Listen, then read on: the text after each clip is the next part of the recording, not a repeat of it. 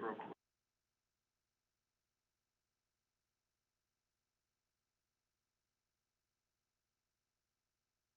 Okay. All right. We will go ahead and call to order the Transportation Technical Coordinating Committee meeting today. Andy, would you do the roll call? Sir. Good morning, everybody. Let's start out with Bullitt County. We have Keith Griffey here. Anybody else, please speak up. I don't think I saw anybody, but all right. City of J-Town. Matt Meunier here. Hey, Matt. City of Jeffersonville. City of Mount Washington. City of New Albany. City of Shepherdsville. City of St. Matthews. Keenan Stratman's here. Clark County. Clark County Air Board. Clark County Planning Commission. Floyd County. IDEM. How about NDOT? I know we have a couple from NDOT at least. Yeah, Robin Bolte's here. Hi, Robin. Brandon Bergoa is also here from Central Office. Hi, Brandon. Hi. Join us. Jefferson Riverport. WDAQ. How about from KYTC? Keith Lovin, Division of Planning. Tracy Lovell, District 5. Thank you for joining us. From tip to staff, we've got several staff on board. In the room, we have Spencer, Nick, Greg, and Andy, among others online. KYTC Office of Transportation Delivery. Louisville Metro APCD. Michelle King's here. Craig's here. Greg. How about Metro Economic Development or Advanced Planning? Michael or Rachel? Who else from Metro is online? Dirk going. Dirk. Amanda's here. Hey, Amanda. Thank you all. Anybody from the airport? How about Oldham County? I saw Mr. Silliman, I believe. Jim Silliman here. Anybody from the Oldham County Planning Commission? Port of Indiana? Oh.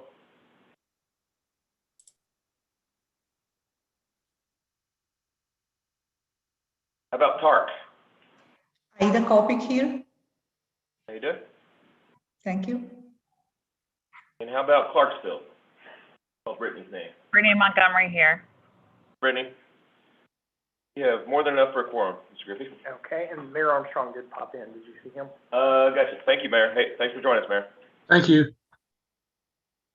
All right, we got a quorum, so we'll go on. The August 2021 TTCC meeting minutes. I'm assuming everybody has had a chance to look at those. Is there a motion to, we do have to accept those, right? Yeah. A motion to accept the minutes?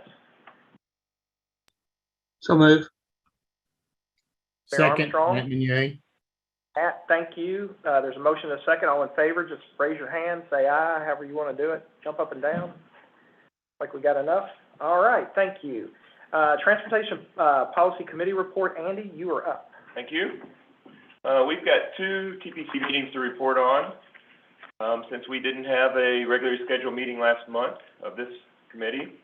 Back in August, we met on August 26th.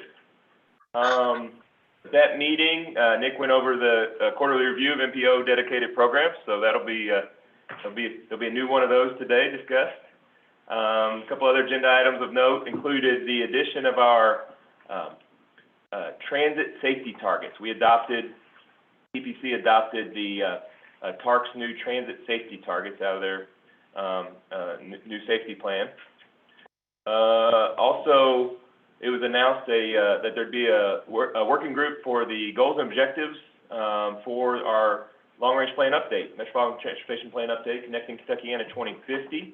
That working group just met within the past week or two, and so we'll have some information soon in that regard.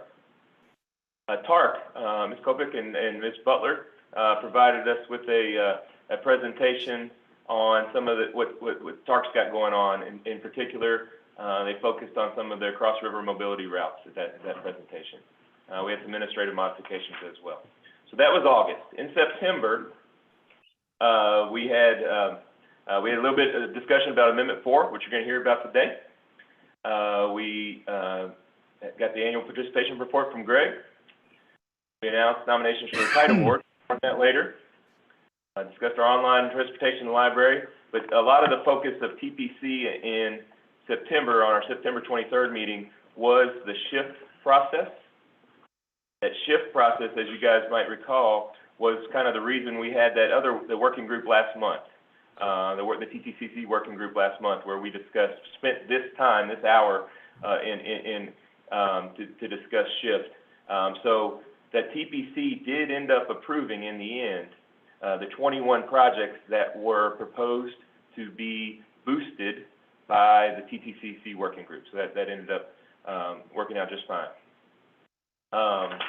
Beyond that, we had some administrative modifications, as we typically do. I'd be happy to answer any questions, but no action is requested. Thank you, Andy. Any questions for Andy? Comments? All right, we'll move on. Greg is up in the public comment period. I should have stated that before to see if anybody wanted to, we'll check in again at the end. Are there any comments? No, there are no comments, and we did not receive any by email prior to the meeting. Great, thank you. Nick, you are up with the quarterly review of the MPO. Right on. Thank you. So this is our regularly scheduled presentation here. It's kind of a year-end wrap-up in Kentucky. The fiscal year just closed in September, and in Indiana, we're 3 or 4 months now into the new fiscal year. Their fiscal year started in July. And here comes the presentation. So again, just a quick background for those that may be new or haven't heard about this in a while. So obviously the MPO and TPC has the authority to award funds from 4 programs in Indiana and 2 programs in Kentucky that are sub-allocated from each state. And we hold calls for projects, and then once projects are selected and start moving forward, there's a process that we do to kind of make sure that things are moving forward in a timely manner.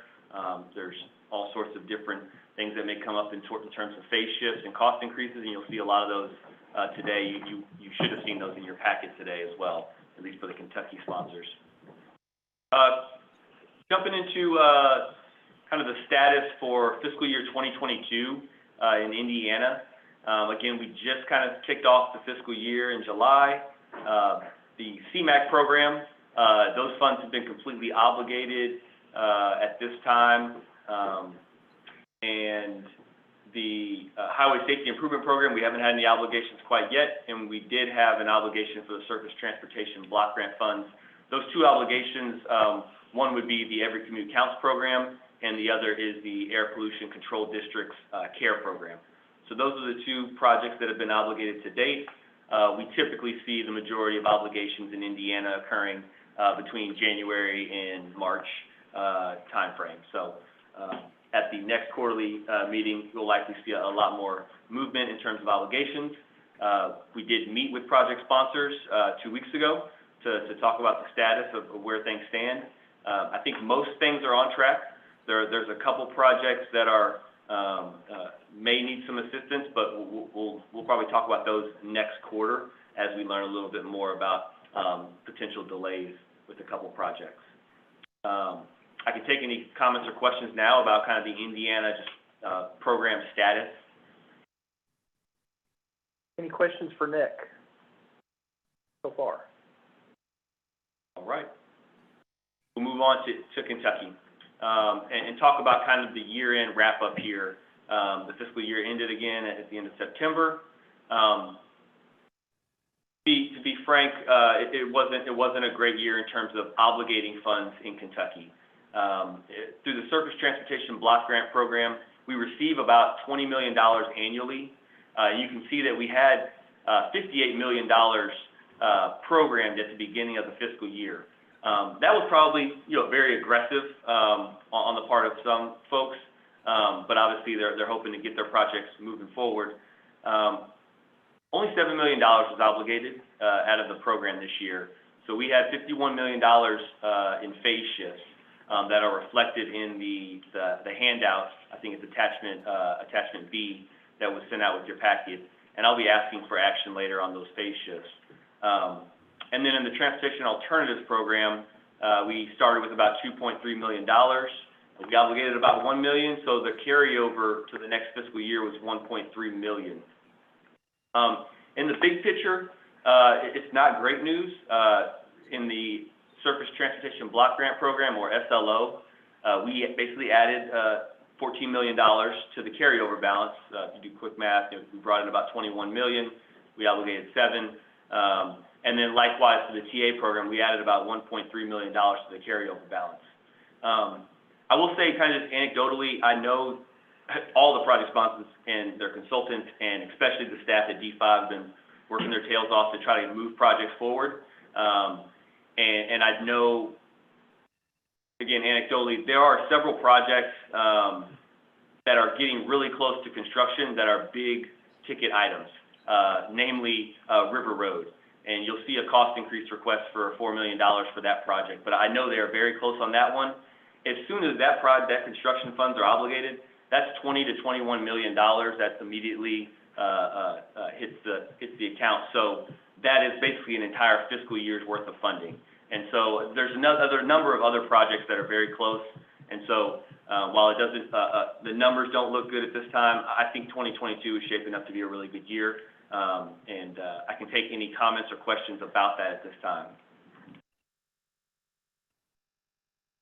Anything for Nick? All right. Moving forward, I do have action requested for both cost increases and phase shifts. First off, with the phase shifts, there are a number of them, as I just mentioned. In the packet, I think it's attachment B, includes a list of all of those. I obviously wasn't going to put those all up on a slide today. But if you have any questions or comments about those phase shifts, feel free to give me to ask a question or make a comment. But I will spend some time on these cost increases. First and foremost, in Indiana, we have about $145,000 available for cost increases right now. We received two requests, one from Clarksville for $107,000 federal, and one from New Albany for the East Main Street project. And their request was a little over $300,000 was the need there. So we had more requests for funding than we had available, and therefore, based on our project management guidebook guidance, we formed a TTCC working group, and those members met, staff, myself, as well as the working group, talked about the different elements of each of the projects. Both of them are good projects. They're great additions to the region in terms of, they're both kind of complete street-ish type projects in terms of improving the bicycle and pedestrian facilities and a little bit of economic development, if you will.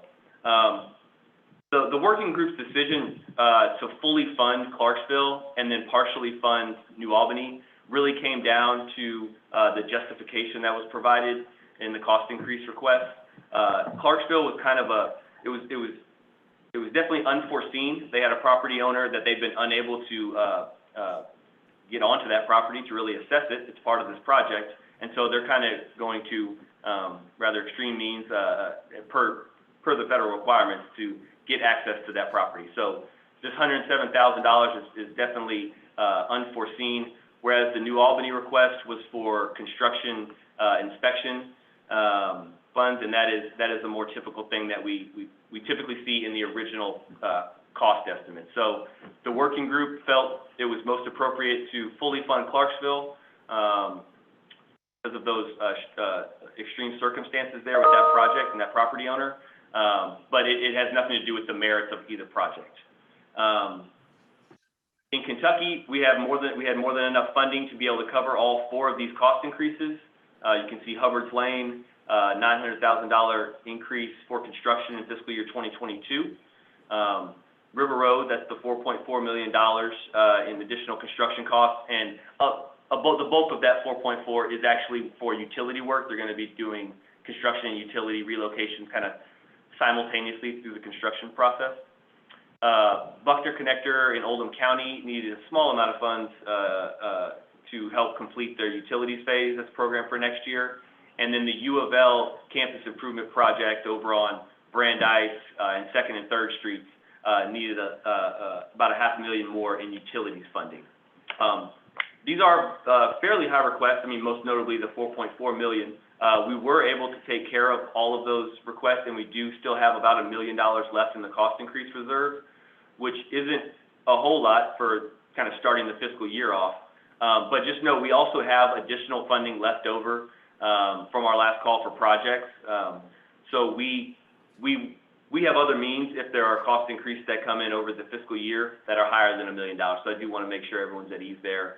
We have additional funds to cover our Kentucky sponsors.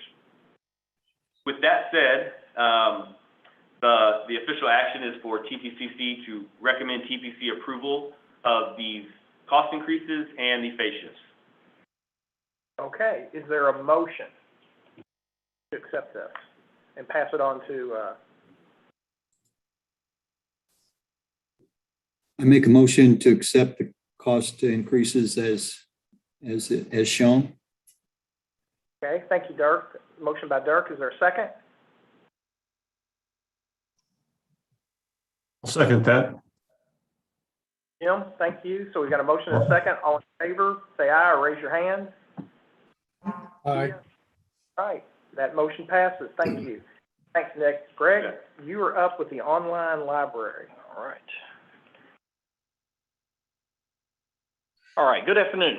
Several months ago, we embarked on updating our studies page that we had on our website. And what we came up with was actually more of an online library. That's why we've kind of changed the name now. It houses area studies as well as livability studies, corridor studies from KIPTA and our planning partners as well, from around the MPO region as well as the rural areas. I will actually send out a link to the TTCC members so you all take a look at it and see what you all think. Biggest thing that we just wanted to present today is that if anyone has any studies that they think should be a part of this, just to send them to me. You can email them to me as well, and be able to add those. This will be more of a living document. We're going to continue to update these as they go along, but we're pretty excited about it. It's we really hope that it's a great tool for our planning partners and just the public as well to go on and be able to look at these and access these studies if they need be. We're not so much having to just try to figure out how to get these large documents passed over email and that type of stuff. We wanted to have it in one central location, allow people to be able to access it easily. So if anyone has any questions, obviously I can take those right now, but as I said, I will be sending you a link to this study so you can take a look and see what's on there. That's great. Any questions for Greg? I think it's a great tool. Very helpful. Any other comments or anything for Greg? All right, we'll move on. Spencer, you are up with the demographic changes. Alrighty. Hello, everybody. I'm Spencer. If you guys weren't here last time, I started back at the very end of August, and I'm glad to get to talk to you guys finally. Today, I'm going to be going over the KIPTA interior area population change based on the numbers released from the redistricting data from the 2020 census. So we finally got the actual hard numbers from the 2020 census, like our first little batch of data that was released. And they just released it with the redistricting data back in mid-September. And so we all kind of took a look at it, and I just wanted to put it together to show you all the changes around our region and, kind of give you guys an update. So here is all the hard numbers. As a region, we grew 6.5% from the 2010 to 2020 census. It's a little slower than the national average, which was 7.4%, but still higher than Kentucky or Indiana averages, are 3.8 and 4.7% respectively. Pretty characteristic of a city in our area. Cities in the south grew at 12.3%. They're kind of in that Sun Belt region, so they experienced the highest growth in the United States. And then cities in the Midwest only grew the slowest out of all the census designated regions, so only at 4.8%. And we kind of sit on that, Midwestern, kind of southern border, and so it's, 6.5%, that makes a whole lot of sense. We're kind of close to the Sun Belt, so we get some of that growth, but we're also kind of close to that Midwest, Rust Belt, kind of, pretty developed city. So, still looking pretty good, So I'll start with Jefferson County, just, based on its size. It had the largest numeric change, but the lowest percent change at 5.7%. Bullitt County was second, had the second highest growth as a percent at 10.6. Oldham, 12.1%. Floyd, 7.9%, and Clark, 9.9%. So those are all, most of the counties in our region had a higher than the national average growth rate as a whole. And there they are, not much to them. So here's the IPTA MPO region. This is the tract level data. And so to compare the 2020 numbers with the 2010 tracts, I made sure that all the data matched the 2010 tract boundaries. So there were about, I think, 30 tracts that split in Kentucky, and I think only one tract split in the Indiana counties. So I put the numbers back together essentially, like, if Shepherdsville, and there's a tract right on the urban area split into two, I just recombine those two numbers into one. The census makes that really easy because they try to keep tracts, they try to break them along lines where they're easily put back together so you can do comparisons like this, whereas the block group level changes every census typically. So yeah, as you can see, Mount Washington, of course, grew the most in Bullitt County. Southeastern and eastern Jefferson County had very high growth, and then Oldham County, kind of along that I-71 corridor and along the county lines, had a lot of growth as well. And then in Indiana, we have kind of the suburban regions of Clark County and getting out into the rural areas of Floyd County had a lot of growth, along with like the heart of downtown New Albany. We'll get a little more into it on one of the next slides for each county. So here's the first county. Here's Bullitt County. So you can see, of course, like all around Mount Washington experienced a lot of growth. The graph shows, it goes anywhere from a range of, negative 3% growth or less, all the way up to 10% or greater. But some of these tracts had like 40 and 50% growth. So around that Washington area, Shepherdsville, of course, as expected, had a lot of growth. It shows like negative 3% or less, like on some of those, like it looks like south of Shepherdsville, but it was like right there on the fringe. I won't get too into it. This is just the numbers that the census gave us for each one, so not 100% sure exactly like why one grew and one shrunk necessarily, but. The Mount Washington area was 98 point. Okay. Yeah, it was definitely one of the highest in the whole region. It was, we looked at it from the state comparison. Okay. And there was one county that had a higher percentage. Really? But they went from like 68 people to 150. Oh, So. Yeah, that makes sense. Yeah, that's a little bit, Yeah. it skews it really. Yeah, it does. I know some of those rural counties, you build one neighborhood and. Exactly. And I think that's probably what happened there. Yeah, it changes a lot of that's what happens in some of these really rural tracts as well. So like Oldham County is probably a good example. That southeastern tract is grew immensely, but it's still, relative to the other tracts, has one of the lower populations. But yeah, as you can see in Oldham County, along 71, which is that middle line right there, the most growth. LaGrange, Oldham County line, Crestwood, like Buckner. So a lot of growth out in Oldham County as well. Jefferson County, once again, kind of where we expected it. Eastern Jefferson County along that Shelby County border had some of the highest, like one of those tracts grew like 82% just on that one small tract. And I think Jefferson County had the most splits as well. They had like 25 tracts split into new tracts. And then down in Fern Creek had a lot of growth as well. And downtown and over along the river near Dixie Highway had negative growth. Some of that has to do with, become more built up almost industrially or with warehousing. So once again, don't know a ton of the underlying reasons. All the census gave us was a lot of just very basic information as part of this release, like numbers, race, number of households. They didn't give a whole lot of other data. We're expecting a lot more data in the next year, so we'll keep looking for it. Here's Floyd County. Once again, rural areas grew the most, probably closer to what is New Albany and is that over there, Andy? That's some of the Floyd Knobs areas, probably has some of the high growth areas there. So again, a lot of these are starting, not all census tracts have the same population. Yeah, exactly. Generally, they're kind of close. Yeah, they're supposed to be close. That's why you have like the massive ones up north, but then you go down into downtown New Albany and they're very small. They're supposed to be similar kind of population total, but not always the case. Right. As you folks might remember, when a few years ago, myself or Adam Forseth, we introduced the Census Participant Statistical Area Program, PSAP program, and so at that time, that was when the census tracts were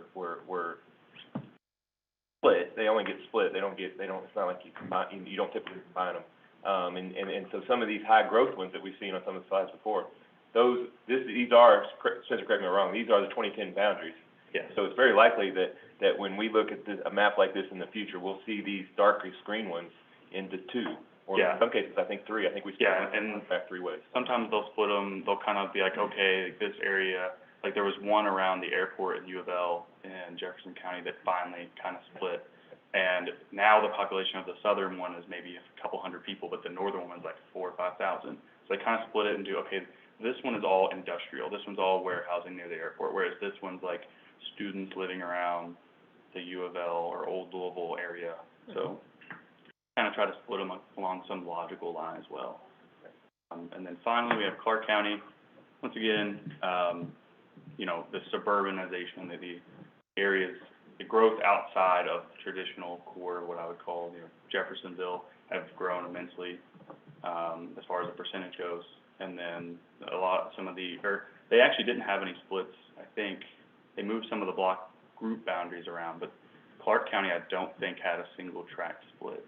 So probably have some that are close, but didn't split them, any of them, census. So yeah, downtown Jeff stayed relatively the same. It shows -3% to 0%, but most of them were right along that, like, no change. They're very, very urban. They don't change a lot. There's not a lot of new development that goes on, maybe redevelopment, but not a ton of change as far as that goes. That's true of all the urban areas of all the counties, where it's already all built up. You're not gonna get new growth as far as converting farmland into a neighborhood. That's all I got. If you guys have any questions, free to reach out, or anybody have any questions? Is there any way we can get that presentation, the maps? Can you send those out to us? Yeah. I mean, I think that's interesting. Yeah. I think, as Spencer mentioned, this is the first of several things that I imagine over the next 12 to 18 months we'll have a series of ongoing census updates for you all. only present what's available. Right. And there's not a whole lot available quite yet. Right. But So there it'll will be interesting to see as we go along, though, if we have something to compare it to. But that's really good. Great presentation. Thanks. All right. Thank you, Spencer. Andy, you were up with the kite award. Sure. So, all of the TTCC members should have, received an email from me just earlier this week and perhaps heard from your TPC counterparts, or through other means that, we'll be awarding once again, the Kite Award, Kentucky Indiana Transportation Excellence Award. That's a award we've had for, awarded for, 5, 6, 7 years, something like that now. It's been a real productive thing for us. And so the nominations are now, it's now open. Greg, I'm gonna turn it back over to Greg. Greg's got some of the details for you. But long story short, we plan to announce it here in the next month or two. So Greg, you got some of the details for us. Yeah, absolutely. So we did, originally, we had nominations set for, October the 15th.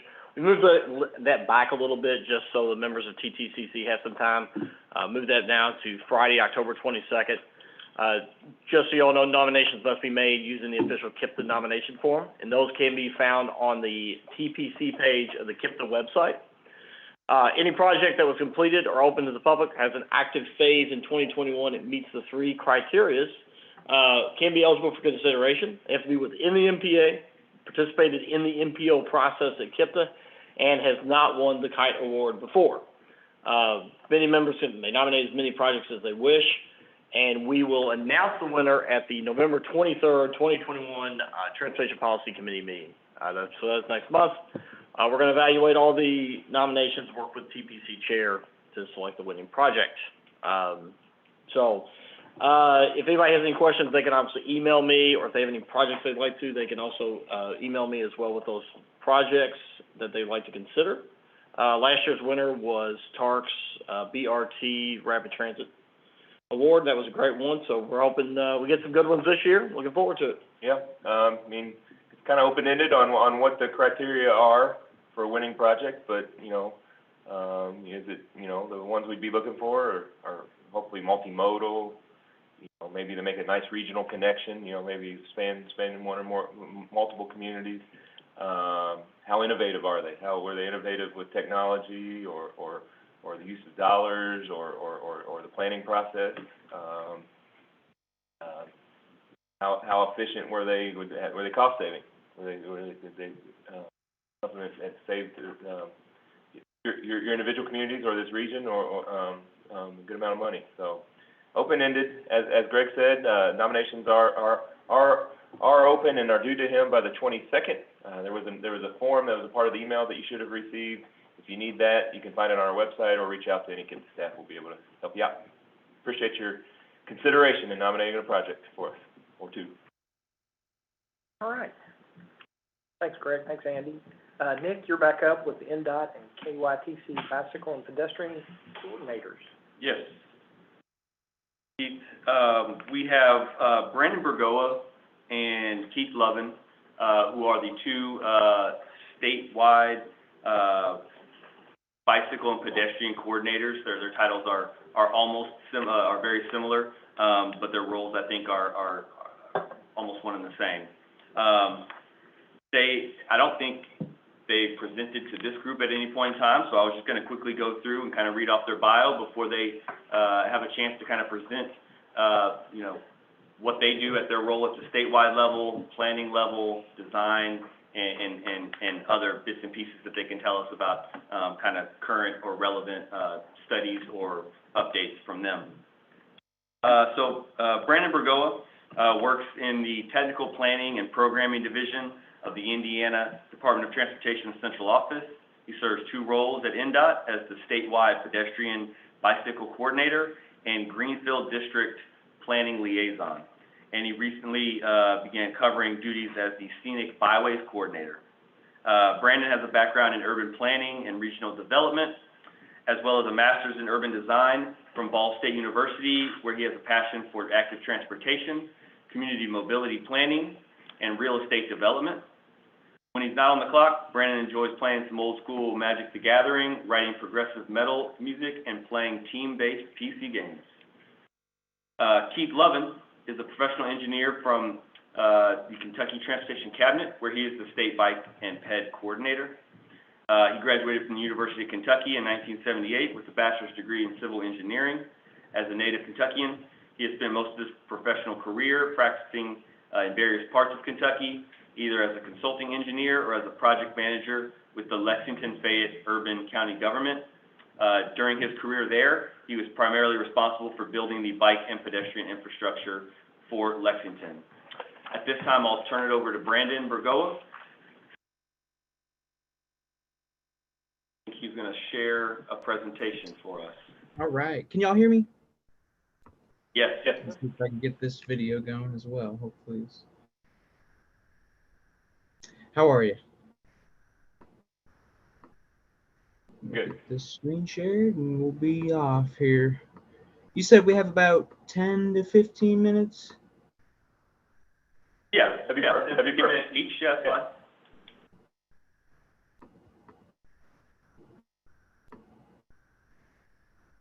All right. Y'all see the screen by now? Yes. Got it.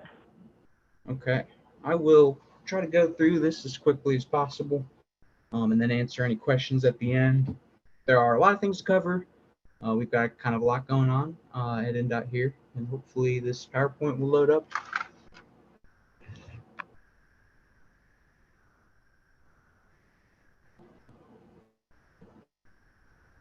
Okay. So NDOT's bicycle and pedestrian program, just going to talk about active transportation in Indiana in general.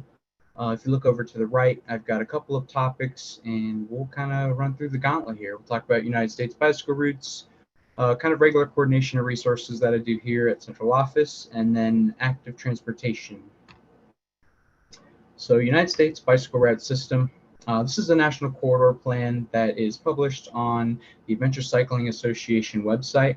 Adventure Cycling is a regional bicycle tourism advocacy group, and they actually just recently assigned like an official MOU with AASHTO, the Association or American Association of State Highway Transportation Officials, and they are the ones that facilitate or help, I guess, facilitate the process for United States bicycle route designation.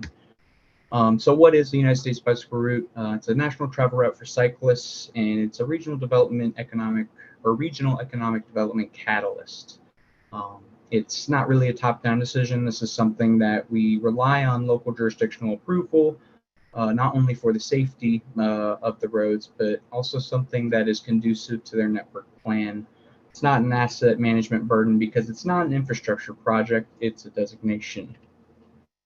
So looking at Indiana, and this actually needs to be updated because we recently, here in probably the past 3 weeks, had a new United States bicycle route announced, but kind of looking where we are, comparison to nationwide, we have a little bit over 600 miles of United States bicycle routes designated in Indiana. We have United States bicycle route 35 going north and south, 50s going east and west, and then 36 is just around the lake up there in the northwest corner.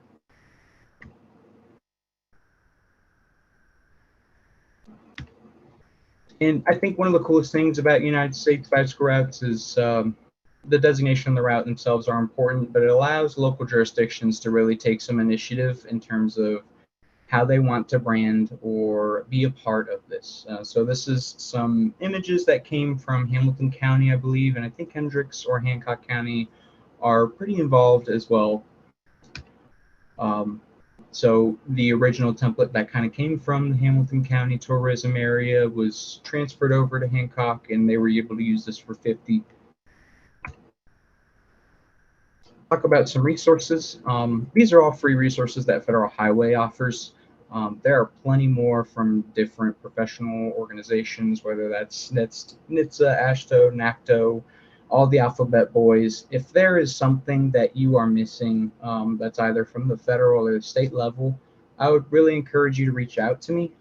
That is one of my main roles here at NDOT Central Office, is to kind of help increase access to resources, break down any barriers. And so if you find that you're having there's something that you need technical assistance with, or you could use more training on, then let's talk about that so we can kind of get the ball rolling. Here's another federal highway initiative. This is Step 2.0, Safe Transportation for Every Pedestrian. This document specifically was created with countermeasures, or I guess infrastructure changes that you can implement at a non-intersection, so mid-block crossing.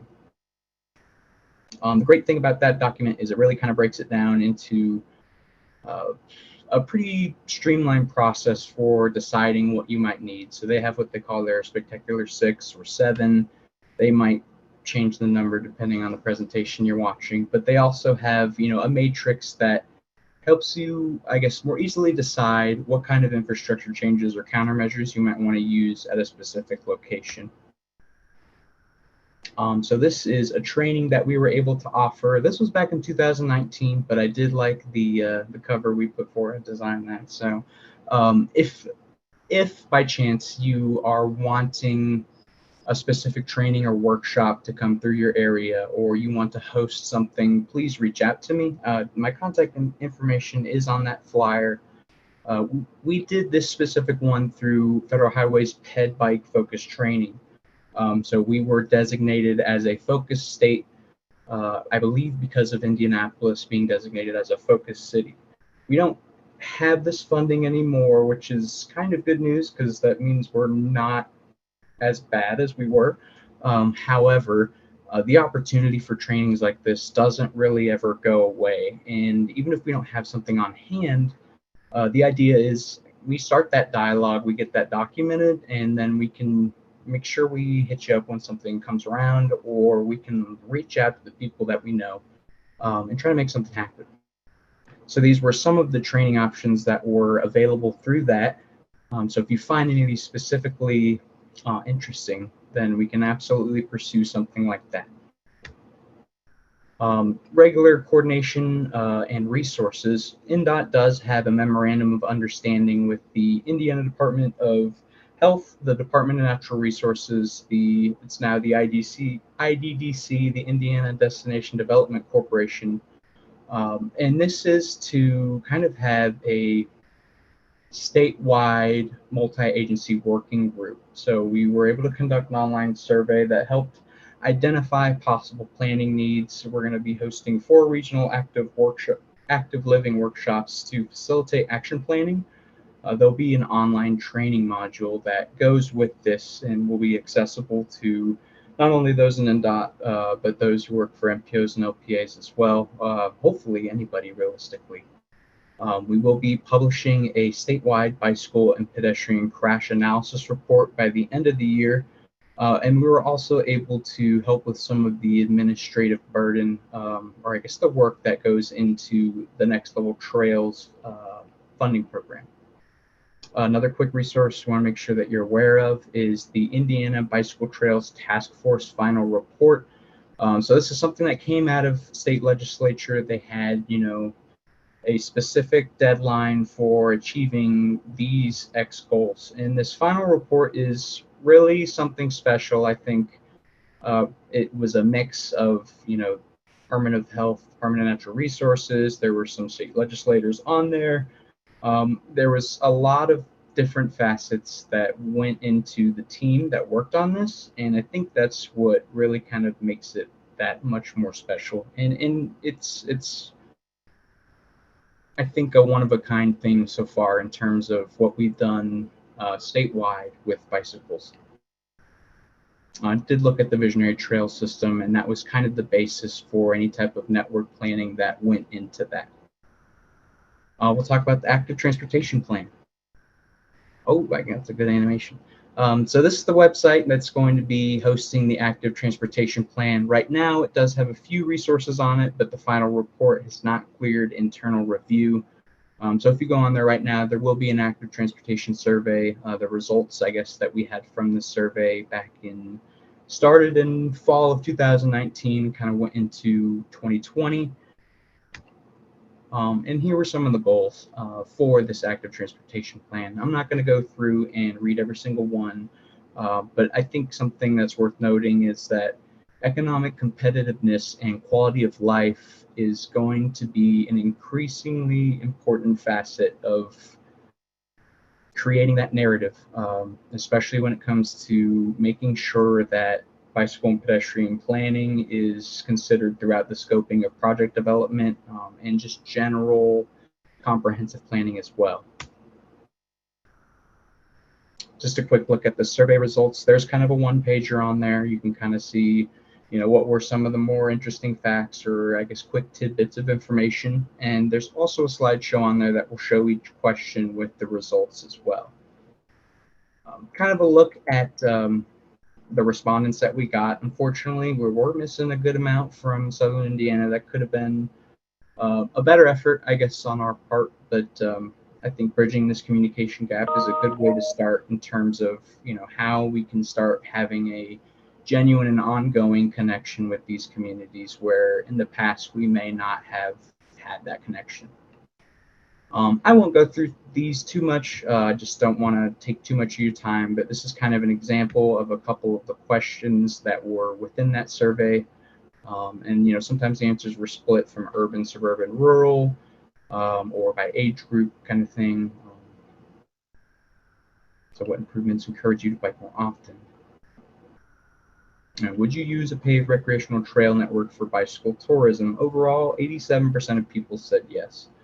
It is important to note that this isn't a completely randomized survey, and I think due to the nature of bicycle advocacy and walking advocacy in Indiana, this may represent more of a special interest group rather than being statistically accurate. However, we do recognize that the information is important.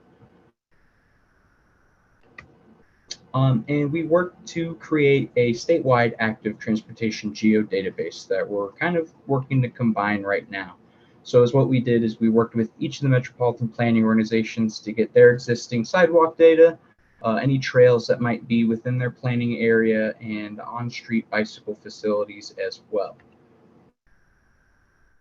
In an exercise that we kind of did with the information that we had and anything that we could find online, is we kind of tried to create a map that would kind of locate or highlight where there might be recreational or commuter demand for bicycles or pedestrians. So we looked at population, tourism, recreational trails, where we have existing infrastructure, where we're planning, and other kind of recreationally based facilities. We did the same for commuter demand, and we changed the metrics on this, kind of looking at employment, population, poverty levels, existing demand, do they have access to a vehicle, and then density of the blocks in schools and universities. And we did update the bicycle suitability map. So there was a map, I think back in 2000, probably 2015 would have been the most recent one. This was an important resource we found, especially for those coming from other states. Perhaps they're taking United States bicycle route, or they just want to travel through Indiana on their own route. This allows a cyclist to kind of have a better idea of whether or not it might be a good idea to take a specific corridor. And the factors that kind of go into that are your annual average daily traffic. Are there heavy vehicles or trucks on this? The number of lanes, your speed limit, shoulder, and if there are turning lanes as well. And this is a bit of a prototype, but at some point, realistically, here at Central Office, technical planning and programming, we want to be able to identify what would be suitable corridors that could be, I guess, not designated necessarily as United States bicycle route, but some sort of state bicycle corridor, or something that may lean itself to be more feasibly accommodating for bicycles or pedestrians. In this case, it would be largely bicycles, seeing as it's statewide and more regional. I'm sure it happens, but people walking from Fort Wayne to Indianapolis is probably less common than somebody bicycling. And the factors that went into this, so the factors that went into it are whether or not there are existing routes, or there is a project that is planned in the area. Is there adequate right of way for shoulders? Other factors, just trying to see or look from multiple angles whether or not something might be seen as feasible or easier to happen or easier to make happen in the future. On that website that we saw earlier, there is the Trails Cost Calculator. This is something that we want to update here probably within the next year. But it's a simple Excel spreadsheet, more or less, that lets you change these yellow variables here. So say you have a different surface type than asphalt, maybe you have crushed gravel kind of thing, or crushed refined. And you want to do 2.5 miles of trail or 8 feet of right-of-way. You can change all of these. It might be flat or hilly terrain. Is it a railroad grade? There's also a construction contingency, and you can decide, is this local or federal funds? There's a bit of a multiplier as you go up. So if there are federal funds, there may be, I guess, factors in there to kind of give you a buffer or a better idea. And this is by no means your engineer's estimate, but it kind of gives the opportunity for local community to get a back of the napkin or sketch level planning look at how much might it cost to get this trail that we want complete. And these are some final resources. We did do a federal, state, and local plan of policy review. So we looked at what cities or counties within Indiana have active transportation plans. We also kind of included trails or just pedestrian and bicycle plans in there. And we also looked at communities that have some form of complete streets policy. And so we're trying to keep kind of an ongoing list, not only so that everybody can be aware of that as they plan projects in and out of their own areas, but so there is a place to look when you are needing or wanting inspiration from another community that might be similar or might be different than yours. Just some extra, I guess, facts and technical memos that come with the plan.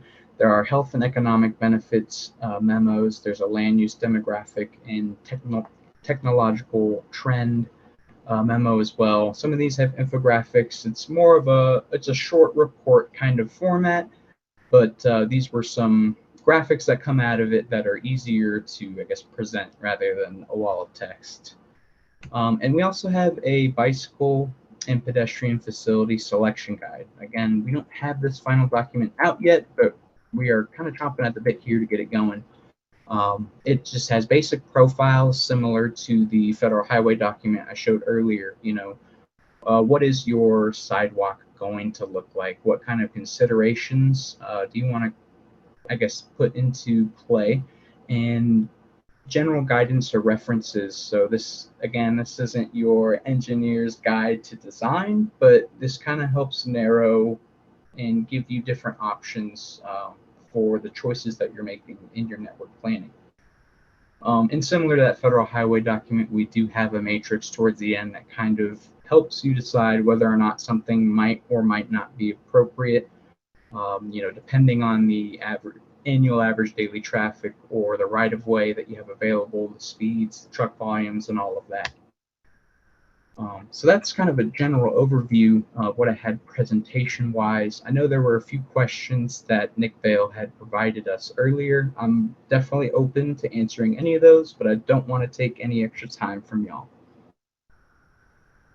Yeah, no worries about addressing those specifically, Brandon. Those are just some topics that we were thinking about. Maybe we'll talk offline about those with just staff, and you definitely appreciate the presentation.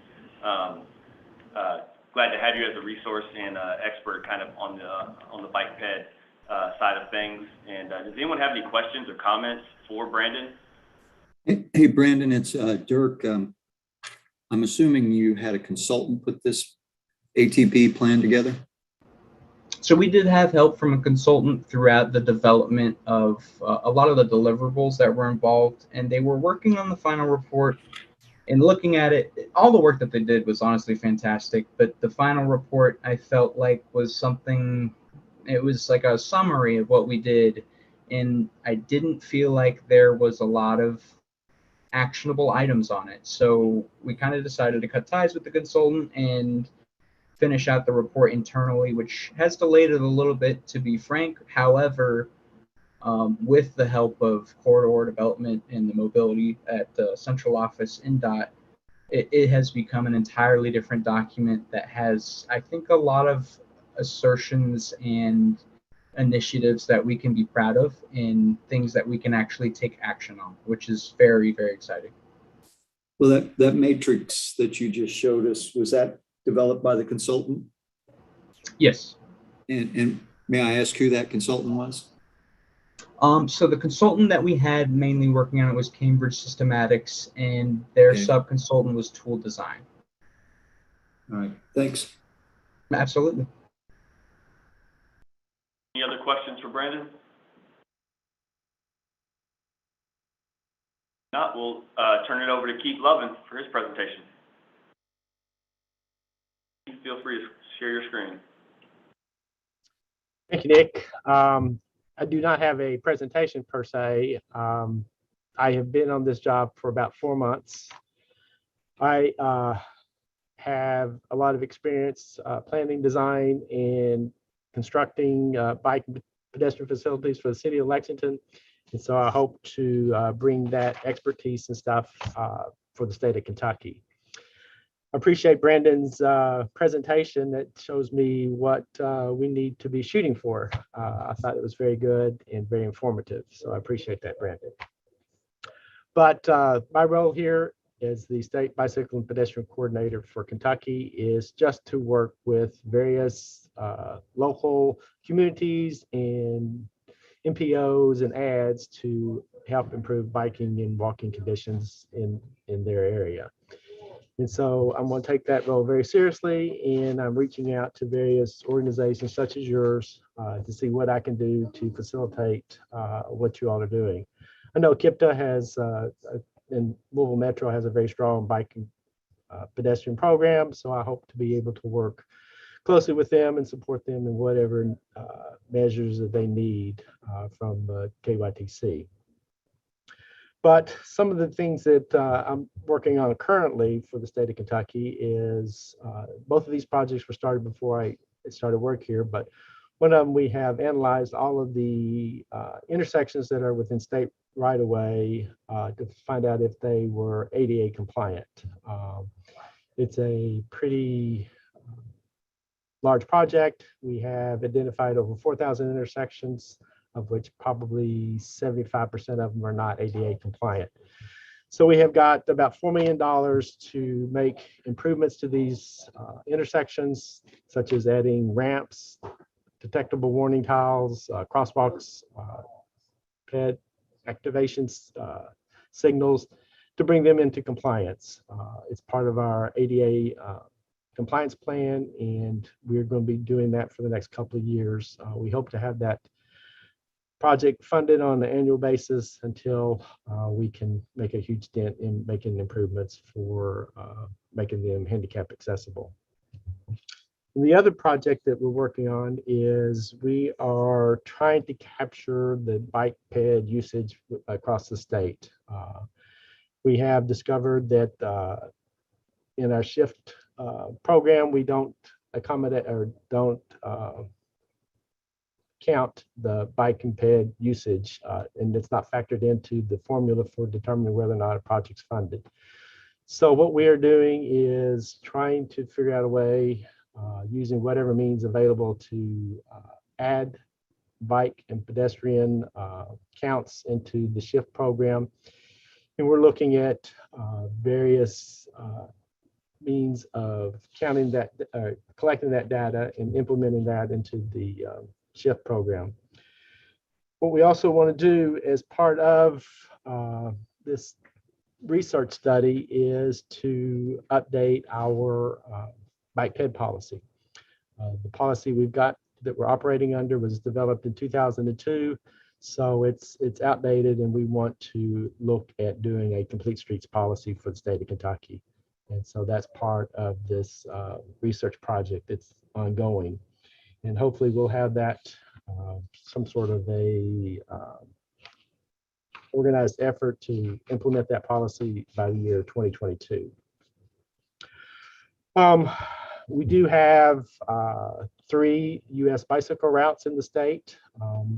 One of them, U.S. Bike Route 21, is currently being signed all the way from Cumberland Gap in southeast Kentucky up to Maysville. We hope to have the signage completed by the 1st of November and we'll be having a ribbon cutting for in 3 different locations for this route.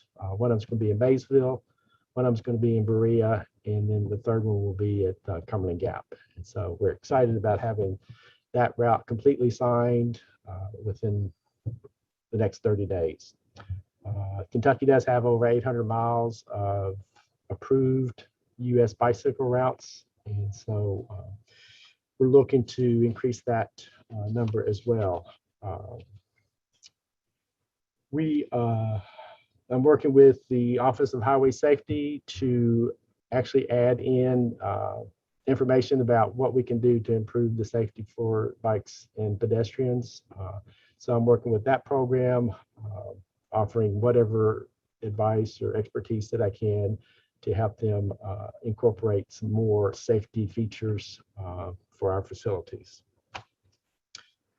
The couple of other things that we're working on is I'm involved with our funding agencies. I'm working with all of the transportation TAP programs, the CMAP programs, recreational trails programs, to work with communities to submit applications for funding for projects in their community. Just reviewing some of the projects we've had, it seems like people are focusing on just smaller, easier projects, and I'd like to see more long-range type projects that have more of a significant impact on the community. Looking more long-term and looking for connectivity.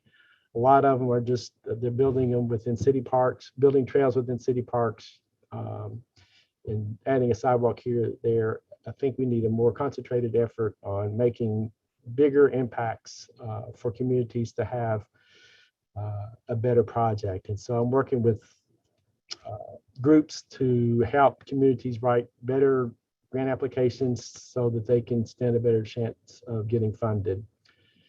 And we're also having our an annual, it's the Kentucky Bicycle and Bikeway Commission's annual meeting. That's coming up at the end of October. We're going to be holding that in Berea. And we're hoping to have a number of speakers talking about a number of topics, one of which we will have information about the new infrastructure, highway infrastructure appropriations bill. And so I know that there's going to be a lot more emphasis, as Brandon mentioned, about making more emphasis on bike and pedestrian projects. And so we're hoping to take advantage of that, and we want to be prepared when that bill is funded to be able to build more facilities across the state.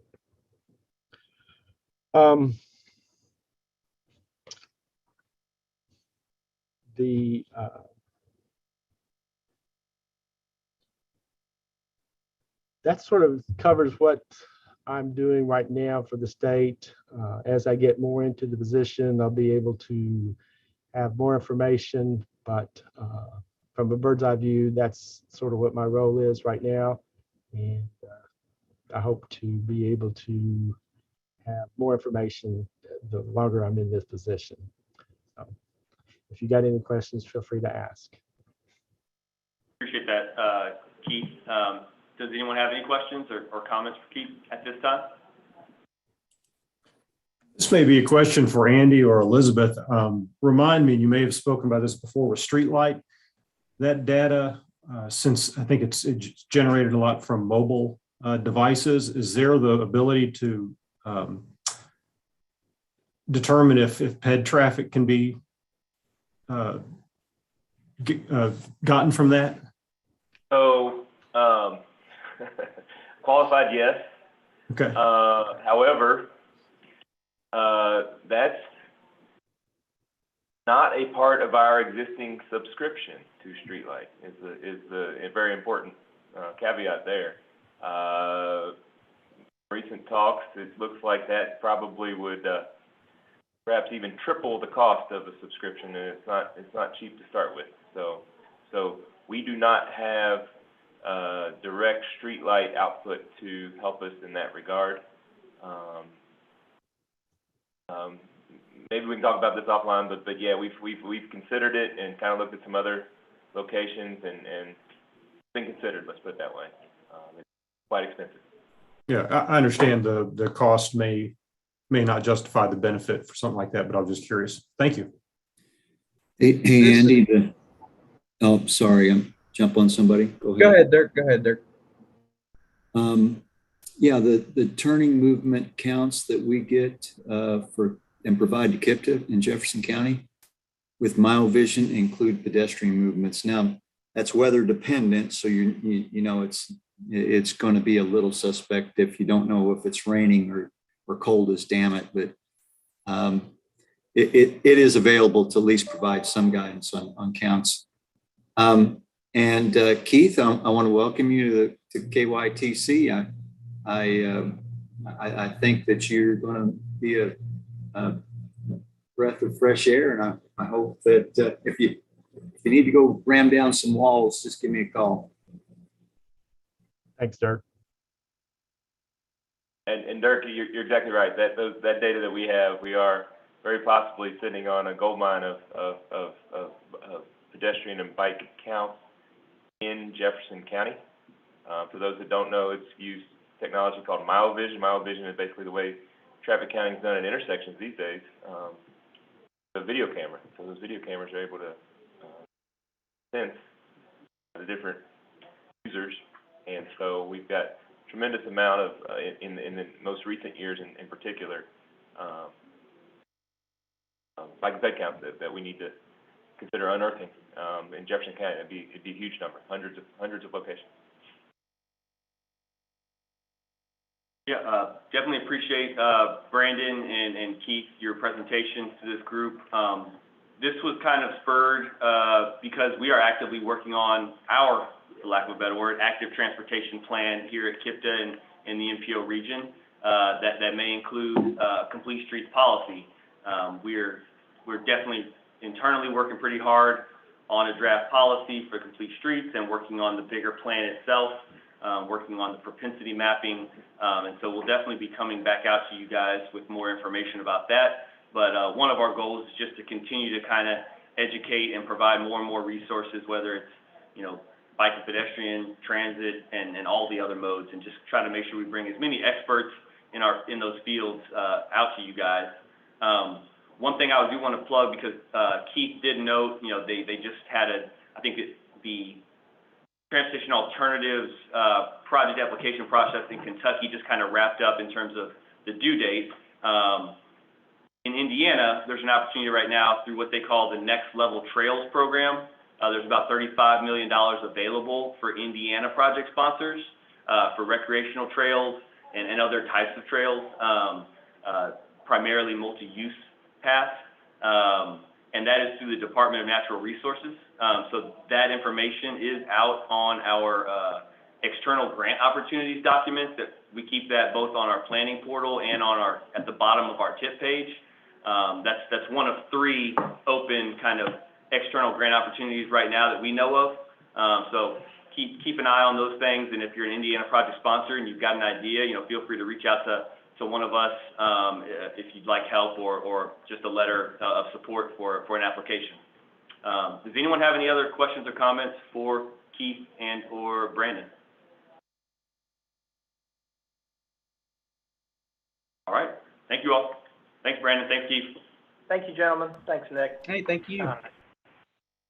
Nick, you are back up with an amendment to the Connecting Kentuckiana 2040 MTP. You're up. Yes, sir. Keith, yes, we have Amendment 4 to the MTP and the TIP. You know, this is something we've had 4 of these with the new plans. This go around, Greg just pulled up the map here for us. We've got, I think it's, you know, in the range of 15 to 20 different projects. I would say almost half of those are removals of projects. And one thing we've done differently with this mapping, with the mapping on Amendment 4, is to identify projects that are new projects versus removals versus modifications or revisions to projects. Greg, if you don't mind zooming in on the Sherman Bridge, I think everyone knows we've got some serious construction going on there in terms of the maintenance and rehabilitation of that bridge. There was a number of projects removed from our plans and tips related to that project. That essentially was just a consolidation. NDOT was removing a bunch of child or breakout projects, if you will, and they're now combining those all into one kind of master project there. I drove over the river today over to meet with Floyd County, and yeah, there's I think 2 lanes going westbound and 1 lane going eastbound, at least when I was driving through there.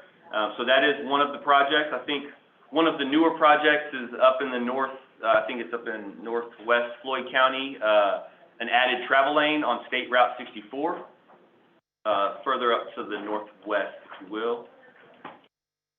I'm about to zoom out. Yeah, over there to the west, we've got an additional lane that's being proposed. I think preliminary engineering is estimated to be starting in fiscal year 2023. There's also an intersection improvement at Old Vincennes and Lawrence Bannett Road. There we go. And then I believe there's a couple modifications to the Olmsted Parkways projects in the western West Louisville area. Those are essential adding some design phases back into those projects. And that's part of a nine segment project over there. And then we have a couple TARP project removals here, which they're just repurposing kind of what they're planning to use those funds for. And I think that takes care of most of it. I think maybe the last project might be down in Bullitt County on Kentucky 1450. We have an addition of a statewide project in blue, and the revision of an existing project that's been proposed by the county. So we revised those so that there wasn't an overlap there in terms of what the projects are planning to do. Of course, in the grand scheme of things, I think we're several years away to seeing what these improvements look like. But the state does have, state of Kentucky did program some funding towards that southernmost section there. I can take any comments or questions. Before I do that, though, in terms of schedule, today I am asking for action, and I'll ask for those separately for the MTP and TIP. Also know that we did complete air quality conformity, and these changes do conform with the National Air Quality Standards, and we did complete our 15-day public comment period. Public comments were included in this packet, and they have been sent by Greg Burris to the TPC members for consideration. With all of that, I can take any comments or questions before requesting action. Are there any questions for Nick? I will say that the package is very complete. I went through that when Greg sent that out. So if you get a chance, if you haven't looked at it, really it's a lot of detail. So it's very good. Absolutely. Thank you, Keith. Any other questions or comments? And you want to take these separately? Yeah, we do have to take them separately. Okay. So the first one will be for TPCC to recommend TPC approval of Amendment 4 to Connecting Kentuckiana 2040 MTP. Okay, first the MTP. We need a motion.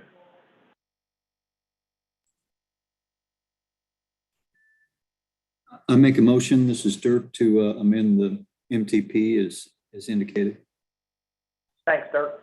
Is there a second? Second. Mayor Armstrong, thank you. So we have a motion and a second for the approval of the MTP part of this. All in favor, raise your hand or say aye, where we can. Aye. Thank you, that passes. Okay, Nick, now we have, go ahead if you want to on the tip. You bet. Recommend TPC approval of Amendment 4 to the 2020 to 2025 tip. All right. The motion. I make a motion, this is Dirk again, to accept the Amendment 4 to the tip. Matt, Thank you, Dirk. second. Thanks, Matt. We have a motion and a second. All in favor? Raise your hand. Or any opposed? Seeing none, that passes as well. Thank you, Nick. Thank you, gentlemen. You bet. All right, Andy, any other business we have? Just real quick, just wanted to announce, that the TARC, long-range plan efforts are back underway. There's a steering committee meeting just yesterday afternoon.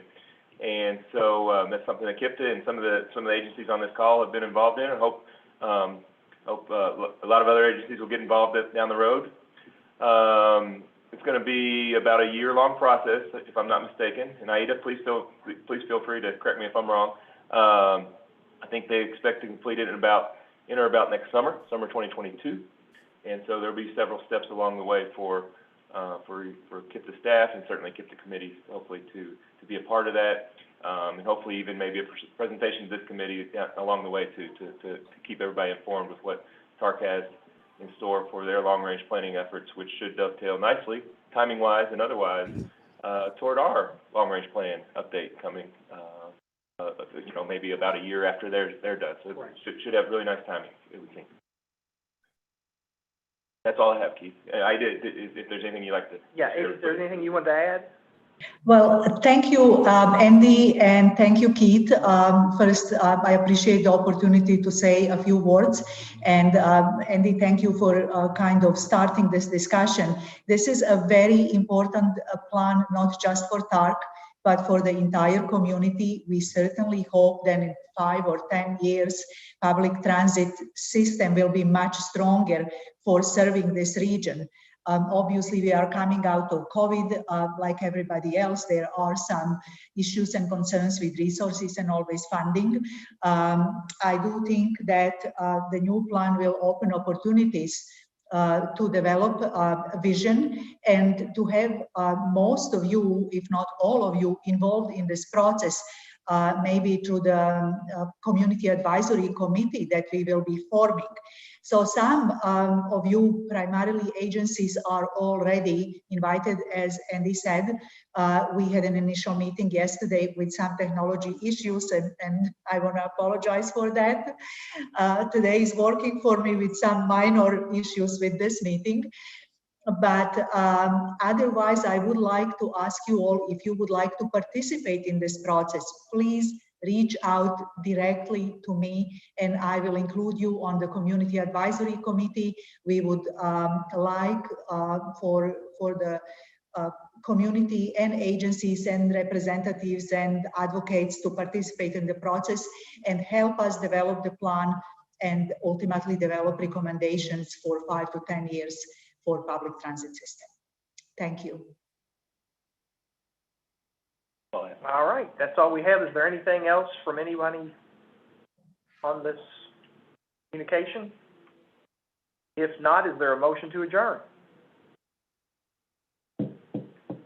So moved. Thank you. Is there a second?